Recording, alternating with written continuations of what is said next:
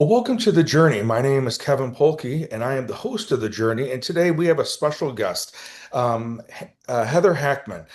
We met in a very kind of unlikely space. I was a speaker at Fairhaven for a networking event, and then Heather introduced herself afterwards, and were some of the things that she's experienced over the last 8 years, but specifically the last 6 to 9 months. So, Heather, welcome to the journey. Thank you, Kevin. Thank you for having me today. Thank you. Not a problem. And so, whenever I have a guest on, I always start off with asking a question. When you have an opportunity to have fun, what do you do for fun, Heather?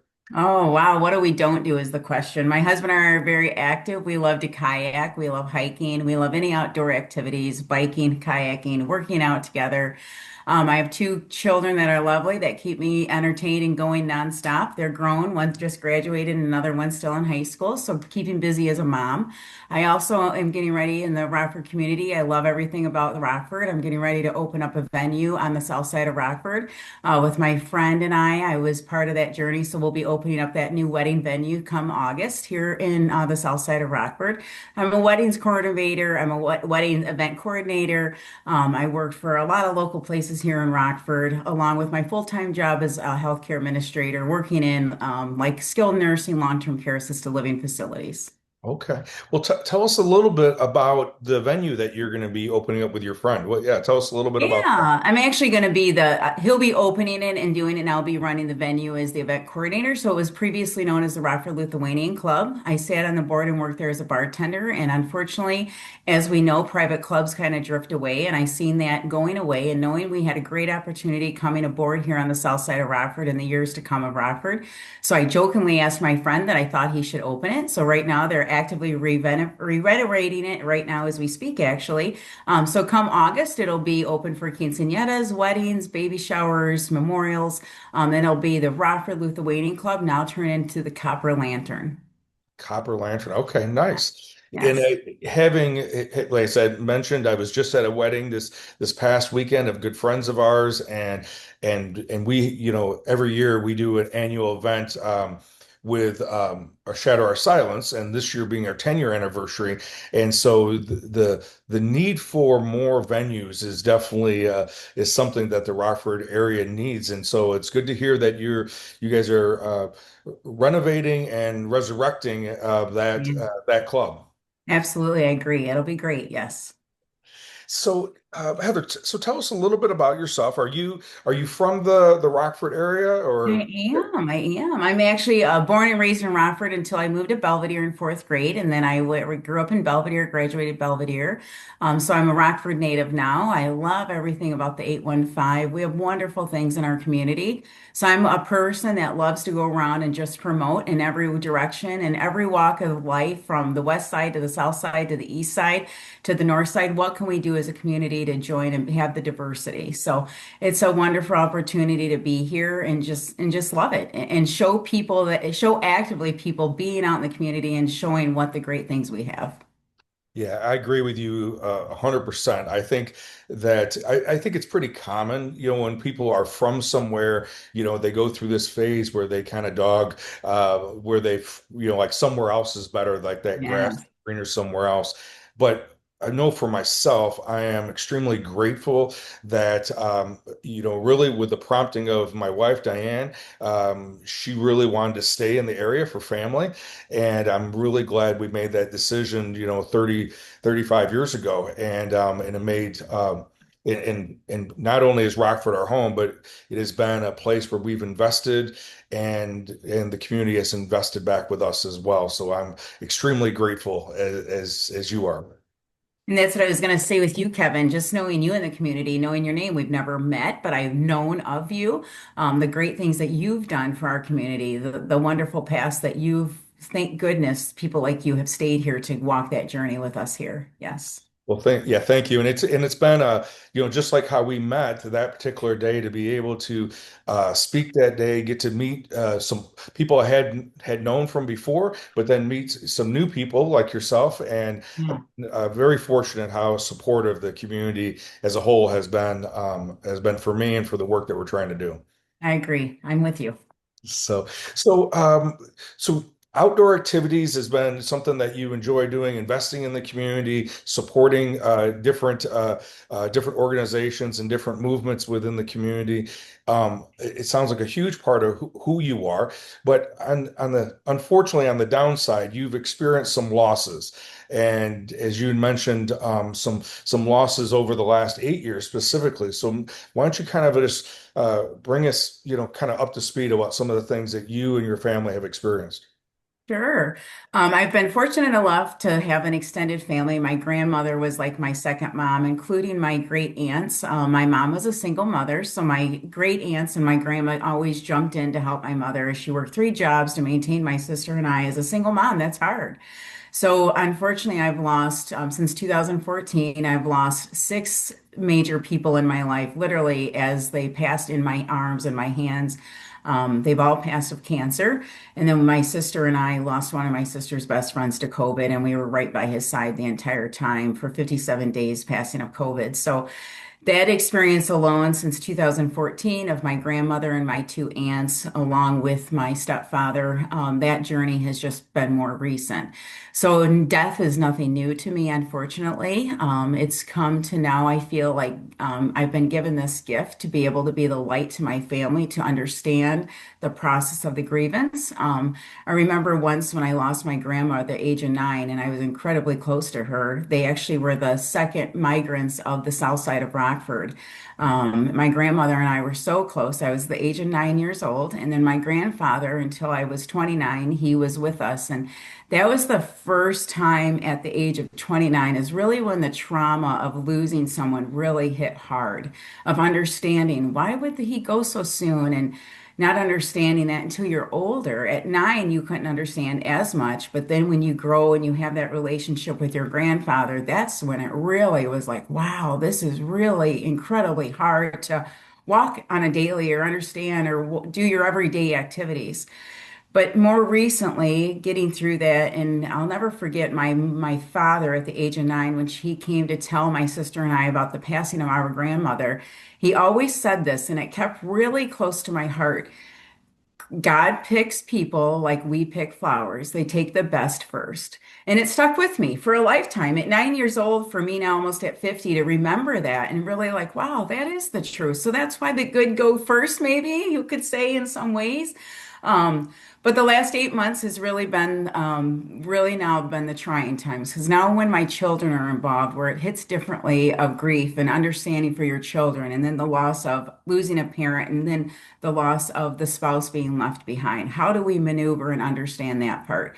So, in the last 8 months, unfortunately, I lost my amazing bonus father. He was part of my life for 22 years, a man that was sober in the community from Chicago to Rockford. He was a recovering alcoholic, strongly involved in Dr. Bob and AA. Many, many, many people came to his side, but I think I lost his grief when we found out he had cancer.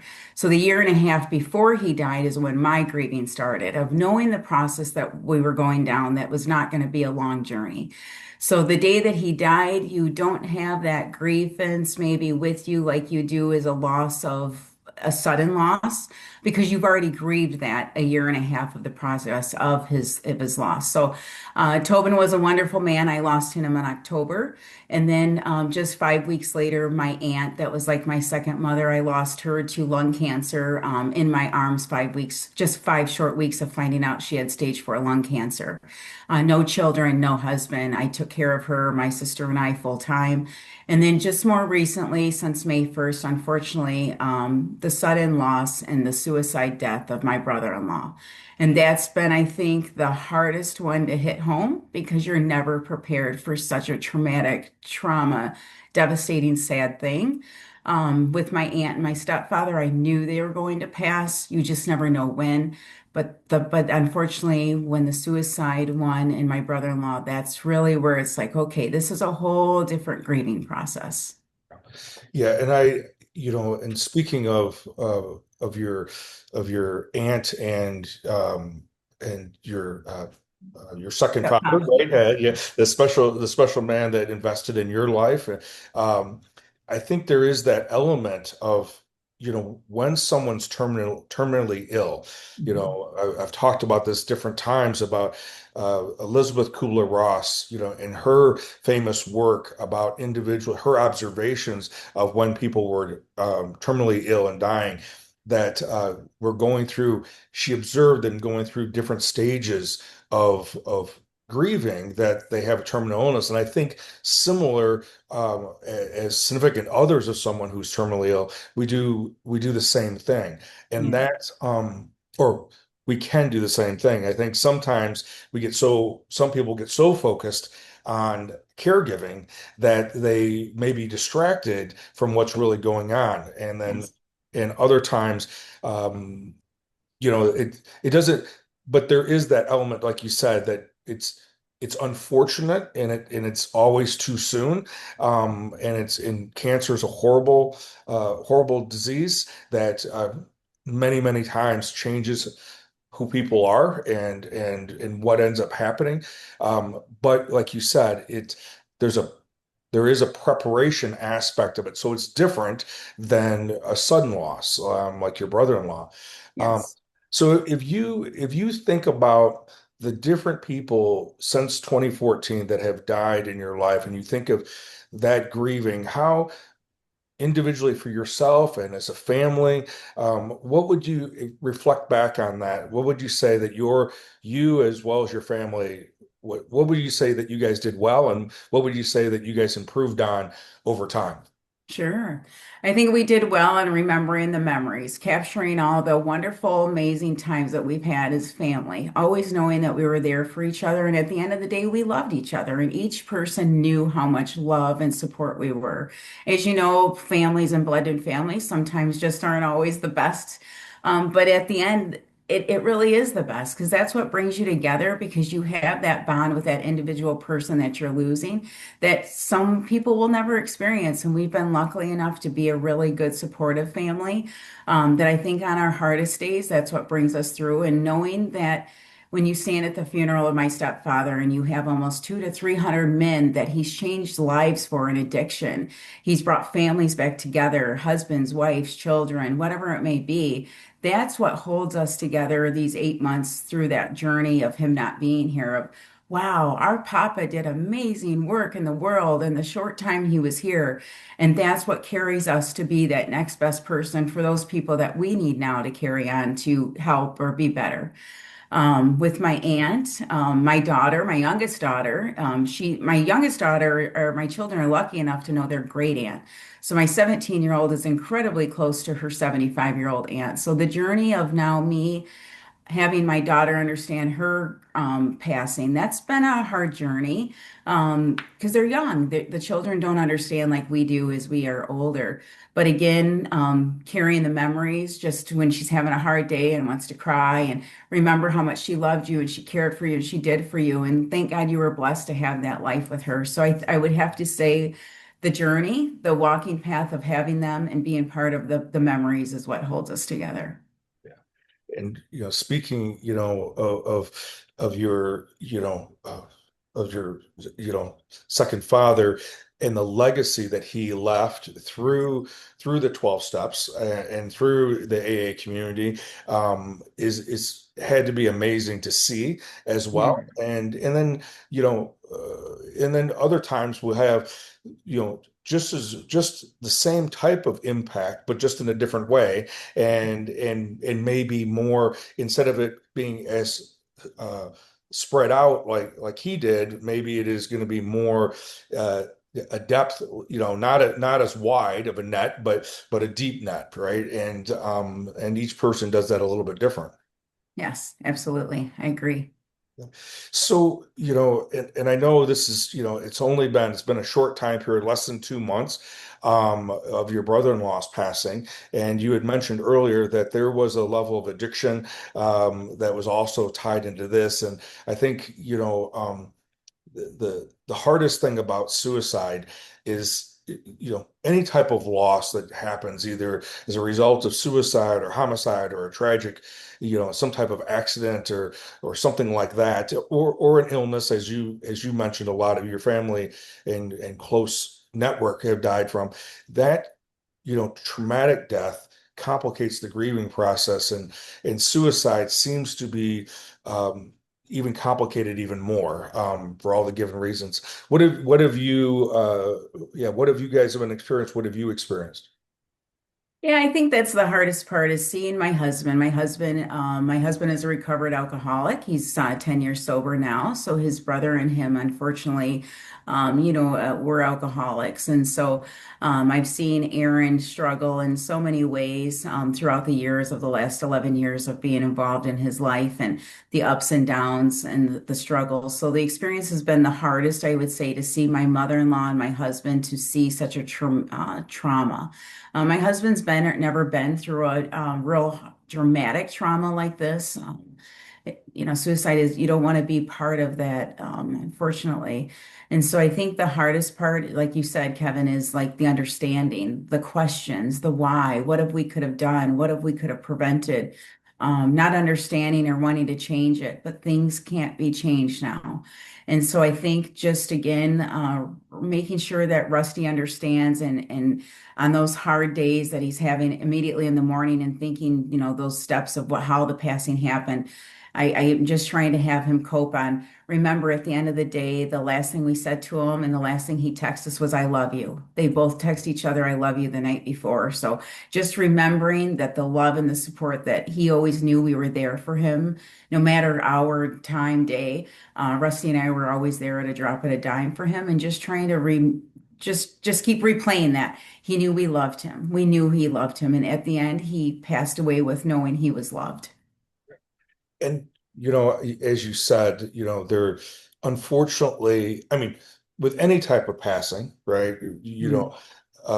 Illness, accident, murder, suicide, there's always just naturally questions. Yes. The why questions, right? We have somewhere a compartment or a box that if grandma's 98 years old and she dies of natural causes, it's not that there isn't a loss and there's a missing, but there's a box that we put that in, and we're sad, but we we can we compartmentalize that it's well, she had a good life or whatever it may be, and but when it's these types of losses, either through illness, but especially suicide, I think it's just so natural for all those why questions to come up. And then I think it's pretty common and pretty natural to question what could I've done more, should have done, all those kind of questions as well. And I know for me, especially, I've been a therapist, counselor for 36 plus years, and in the last 10 specifically, with Shatter Our Silence, really kind of did a deeper dive into the factors that lead to suicide. And what I've realized and learned over the last 10 specific years is that every situation is different.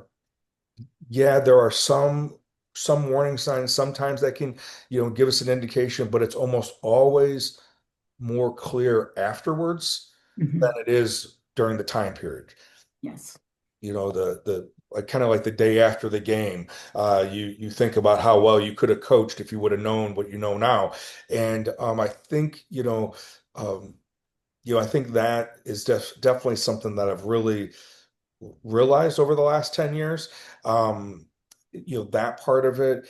And I do believe either with overdose or addiction, suicide, homicide, how someone dies is not who they are. They are, exactly. And that's exactly what we've been saying. That's not who they are. That's not what we need to keep going back. So, days after Aaron's passing, I said, well, let's go to the deep, dark place. We'll go one time, but we can't go back again. Let's talk about it. Let's get it out as a family. My daughter and I and Rusty sat down and discussed it. And then let's not come back to this again. Let's figure out how, why, when, where, what happened. And let's not go back to that, but let's not stereotype Aaron in that of how he passed. It's not how we know who he was as a human before, as a person before that happened. And so thinking about and reflecting also, reflecting back of the last year of his life and seeing the different channels of every day that he wakes up and trying to understand the journey of depression and frustration or maybe some pain he had that we didn't know. And I think that has helped of the leading up until the time, watching the timeline of the last year of kind of figuring things out as you sit and you have some time to think and think, wow, this guy was going through some hard stuff, and nobody wants to admit it, especially sometimes as a guy, and he luckily was serving in the army, so he was a hardcore. He was just such a fun guy, wonderful guy, and we didn't see any. Unfortunately, we didn't see any signs of this whatsoever. But the daily struggles that we don't understand, but they do every day. But not judging those or going back and leading to seeing people and say, well, he died of suicide. No, that he passed away, maybe type thing is kind of what we do to make it better. Well, and as the day that we met, and I was, talking about like one of the things that in the midst of trying to help educate individuals about not only the factors that lead to being in that darkness, but, how to maybe get some level of explanation or understanding, right? And I am still convinced that individuals who are in that darkness don't necessarily want to die, but the darkness lies to them and has convinced them that it'll never be different. Yes, And if for some reason, if they're, it's if they were able to to to find a way out of that darkness, find a way for the pain, physically, emotionally, psychologically, to be different, I think they would easily exchange that. And, I think of, like with your husband, just assuming, right? He's been sober for 10 years, in recovery for 10 years. And obviously, he had probably more years of actively using probably prior to that.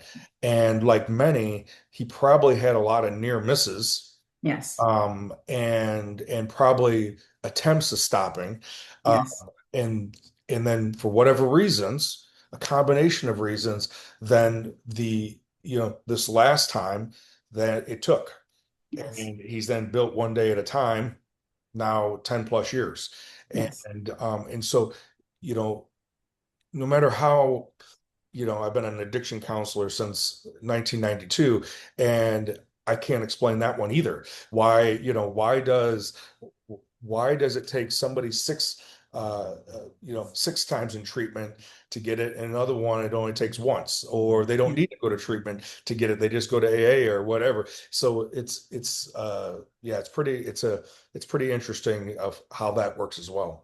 Absolutely, I agree. I did clinical research trials for 6 years on patients, and I would love to do the journey of clinical trials on the behalf of what you just mentioned. How I have people in my life that actually, just like what you said, they just stop cold turkey one day. They never have to walk into a Salvation Army rehab. They don't have to live in a 12 step program, step home.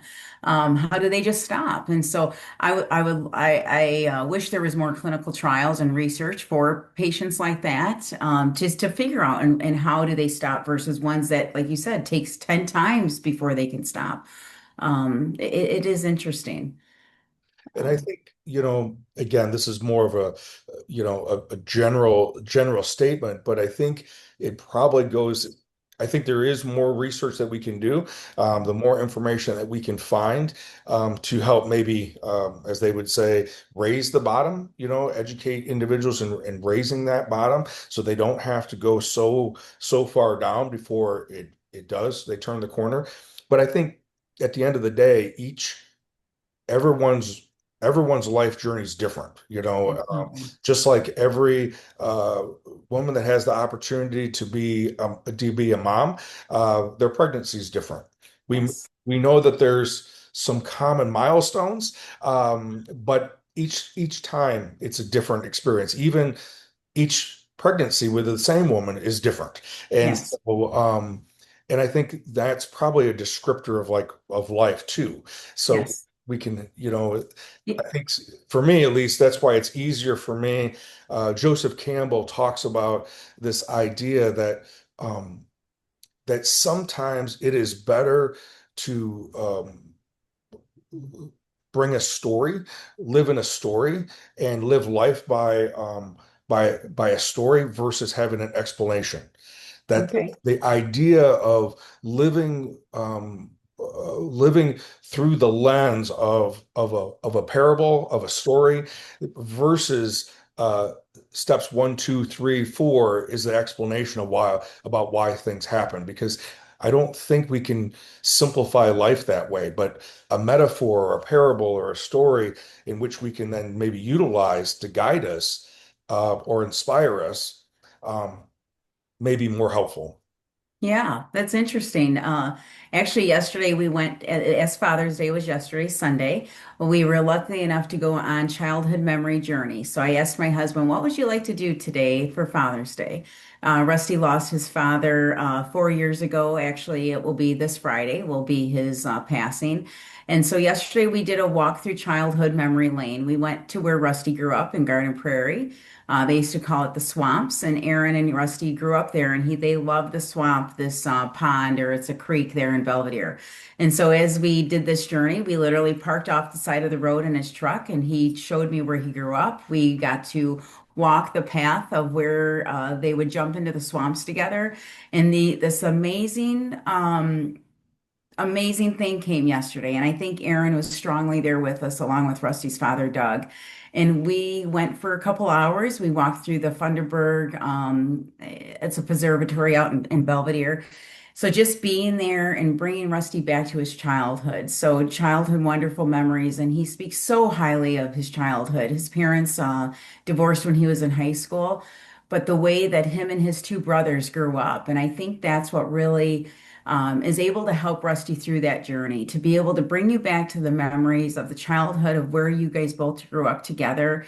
And so I think bringing him back and like what you just said, like kind of writing a book. And so like when Rusty's having those days, I like reflect and remember those things that get you by, those things of the bonding that you and your brother had. His mother mentioned at the funeral just recently, she said, as Rusty was a young kid, the babysitter could never understand why Rusty never wanted to play with other children. And he's like, I don't need any other buddy. I have my brother Aaron.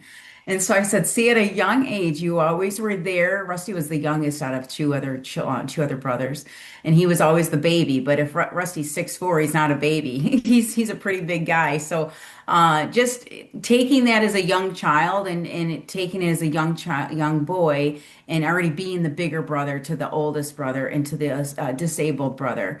Just I think the walking that journey and remembering the memories, like you said, of a kind of a child book memory, and I think that's what's going to help him guide him through those difficult times for the future of this devastating loss. Yeah. And I think, there is that paradox, right? That, kind of like what you guys did over the weekend, to remember, bring to life Aaron and the memories that they created together, is on one hand to keep that at the forefront of your mind, of Rusty's mind, and then at the same time of being able to raise that awareness, share, your story and Rusty's story and Aaron's story, so that when the darkness is lying to somebody and saying it, oh, people would be better off if I wasn't here, or this is never going to change, or counseling won't work, or medication won't work, or treatment won't work. I think it's also important to make sure that you're raising that awareness and educating individuals, because you never know when someone's struggling. Absolutely. This actually just occurred in Rusty's workplace and my workplace just shortly after Aaron's passing. Addiction had happened to some siblings in the workplace of our coworkers. Immediately, um, my coworkers in Chicago and my husband immediately, I'll jump in the car and I'll immediately go to their home. What can I do? I'll take them to the meeting. I'll sit with them. How can I assist? Rusty, within 2 days of losing Aaron, Rusty was immediately like, what can I do? Where can I be to assist that next person? Let's be the role models, knowing that we've walked the path. I've walked the path of growing up with, alcoholism, surrounded by our family. But exactly, what can we do by just picking up the phone and saying, hey, we're here for you. You don't know us, we're a stranger, but we are here. We can get you to connect you with the right people and help those next journey people out that are suffering. And I think that's where we need to come now too. We went to counseling. We've seen our counselor within a few weeks of Aaron's passing, and that's helped. But we know we need more now. We need to get out in our community and say, what can we do to be assistance to others that are struggling, that don't have the means of family and friends? We have a wonderful family and friends. Rusty's friends are such a wonderful group of people that it's helped him through this process of bringing up all the great things that they had with memories of Aaron. And that really helped Rusty the first few weeks. But now we need to help our community and also the grieving of his mother. My mother-in-law, the grievance of losing a son to suicide. It's just brain fog.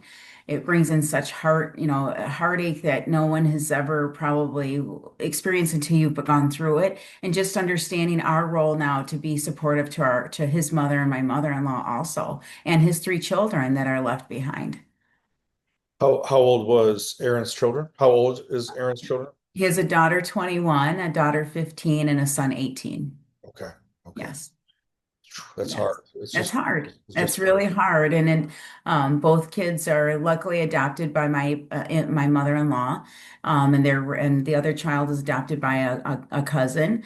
But we have a very open relationship, and it's wonderful. But the kids are so strong-willed and very loved, that they do have support. But on the down days when they're alone, just to remember, pick up the phone if you need us for 2 minutes, or you don't even have to talk if you just need to cry, so they can understand that we're here for them, because that's trauma that they now have to live with for forever, and understanding, and also them being ones to step out and help other people in the future for themselves too. I was, as you were just talking about, being able to be available for other people, has been part of yours and Rusty's healing process. And I think of a story that I heard about Bill W., one of the founders with Dr. Bob, of the 12 steps in AA. That a lot of times people are very, in the community, are very aware of his spiritual awakening that he had, that got his attention when sobriety first took hold of him. And Mhm. how at the beginning of his sobriety, he also was investing in helping other individuals, who were struggling, getting them into the hospitals, getting them into treatment facilities. And then there was this story that he had a significant disappointment, business-wise disappointment, and he was at a bar in a hotel, contemplating relapsing, and already had a drink poured, as the story goes, and had not drank it yet. And at the very last minute before he did drink, he walked away, realizing that if he did drink that, then all the people that he had helped bring to sobriety and all the people that he could help, bring to sobriety, was going to be in jeopardy. And so that his um, purpose that he found in sobriety to help others ended up being that protective factor that led to his continued recovery and sobriety. The spiritual awakening was obviously a huge thing, but the need to continue uh, carrying the message of that sobriety does work and it does make things, better than when you're using. Um, Absolutely. as you know, and Rusty's experienced, life doesn't get rosy and have rainbows and unicorns all the time, just because you get sober. But it does make uh, it allows you to handle life differently and respond differently if you're sober and in recovery than if you're using. Yeah, I agree. Rusty and I were just having a conversation. We have a lot of late night talks in our backyard. We have a beautiful backyard. It's so serenity. And I was kind of getting down on myself, like, wow, life in the last 8 months have just been horrific. Before Tobin's passing, a month before Tobin's passing, he happened to be at my daughter's volleyball game at a local school, and he fell and broke his neck and his back. So he lived in Van Meter for a month before his passing. And as we sat there, and I was kind of feeling bad for myself, like, wow, I lost Tobin, I lost Lana, and all these horrible things in between of life, and just feeling real negative. And the thing Rusty comes back and says, and I just smiled and laughed, and he says, Heather, I can't complain about anything. The last 14 years, the last 10 especially, have been nothing but grand. He's like, every day's been the best days of my life. And he refers that to sobriety. And he's like, I have to thank that to you. And I was like, you have to thank that to yourself. You are the one that I'm only the one that stood behind you and helped you and showed you, but you did the work. He put in the legwork. And so as I'm crying and venting and frustrated, Rusty has this great positive outlook. And he's like, well, and he kind of threw his hands in the air and says, well, I have to tell you, in the last 14 years, nothing's been nothing but grand for me. Every day has been great. And I think that's the way of the journey of sobriety is looking at it that way is like, wow, I didn't have this car. I didn't have this, Rusty didn't have a license when we got together, actually. And he worked really hard to get that license back. And he's like, I walk into work and I see these young guys at my job struggle with maybe what's going on with them. And they probably look at me like, God, this guy's got it easy. He's got this beautiful truck. He comes in, he works in this department. He's like, if I could only tell them. And I was like, but that's where you fall in and you're their role model and say, hey, man, I rode my bike for 3 years every day in the snow, in the hotness and I rode to work and I worked those steps. I did my steps to put in there. And I think that's the sobriety part is a big, huge part of it. I mean, you can't, when you wear everything negative on your shoulders at time and oh, it's always me, but we got to say, what can we do to change me? What can I do? What's happening with inside myself internally that I can go out and change for other people? And I'd have to say that that's first foremost the sobriety is for them to understand and knowing, but also to have the people stand behind them to give them that support too. And so, Heather, as we are getting ready to wrap up, what would you say for someone's listening, either for themselves or if someone's listening at this particular episode will comes to mind to share it with someone else, what would you want that person to know? Look for the signs when you're having a bad day. Look for the signs of the people above sending you something. What, did a butterfly try go away? Did you capture a beautiful red robin, as they say? Or, did you just smell them in your home, the scent of their home? On the hard days, just maybe share that special memory of what you had together rather than being sad. Go and give a cup of coffee to a stranger. Just get you through that hard journey.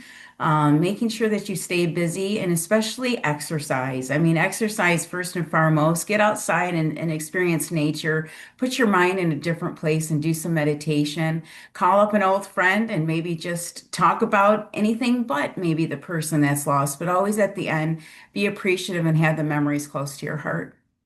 Well, Heather, thank you so much. I look forward to hearing how your new project with the venue, the wedding Yeah. venue or event venue opens up, and I would love to hear more about that as that gets closer, and maybe have you back on to tell that story as well. But Sounds great. Sounds great, Kevin. Keep doing great things for our community and staying strong. Thank you again for having me today. thank you. So, if for some reason anything that Heather mentioned today on in her sharing her story of the tragic losses that she had, how her and Rusty and their family, how they have been coping with the losses that they've experienced since 2014 and specifically since May 1st. If any of those resonate with you or believe it may be a light in someone else's darkness, please share this episode and continue to reach out to those individuals who are struggling. As always, thank you for being here, and I look forward to being with you next week.